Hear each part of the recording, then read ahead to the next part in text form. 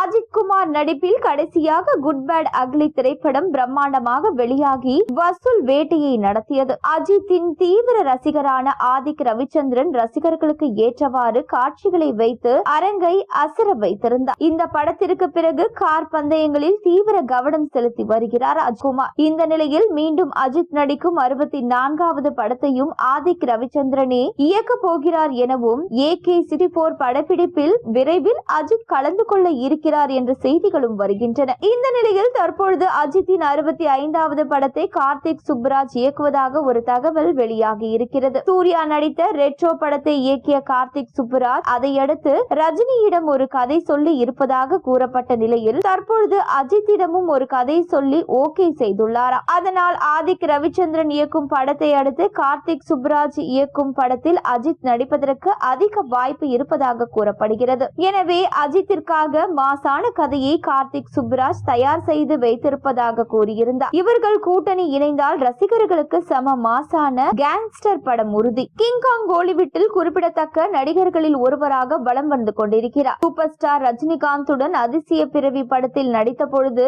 அவர் ஆடிய break dance இன்று வரை சமூக வலைதளங்களில் ட்ரெண்ட் ஆகி வருகிறது. கிங்காங்கிற்கு கீர்த்தனா என்ற மகள் இருக்கிறார். அவர் நவீன் என்பவரை காதலித்திருக்கிறார். இந்த காதலுக்கு வீட்டிலிருந்து சம்மதமும் கிடைத்துவிட்டது. அதனை அடுத்து அவர்கள் 2 பேரும் திருமணம் செய்து வைப்பதற்கான ஏற்பாடுகளை தொடங்கிய அவர் பிரபலமான நடிகர்கள் பலரும் தேடி சென்று தனது மகள் திருமணத்திற்கு அழைப்பிதழை கொடுத்திருக்கிறார். இந்த நிலையில் கிங்காங்கிடம் நடிகர் வடிவேலு போனில் பேசியிருக்கிறார். அவர் பேசுகையில், உங்கள் மகளின் திருமணத்திற்கு முதலமைச்சர் மு.க. ஸ்டாலின் வந்ததே தமிழ்நாட்டிலிருந்து 8.5 கோடி பேரும் வந்தது போன்றது. அத்தனை பேரும் வந்தாலும் உங்கள் வீடு தாங்குமா? நீங்கள் பத்திரிகை வைத்தவர்கள் வரவில்லை என்று பலர் உசுப்பேத்துவார்கள். அதை நினைத்தெல்லாம் நீங்கள் கவலைப்படாதீர்கள். அதான் முதலமைச்சரே வந்துவிட்டாரே என நெகிழ்ச்சியாக கூறியுள்ளார்.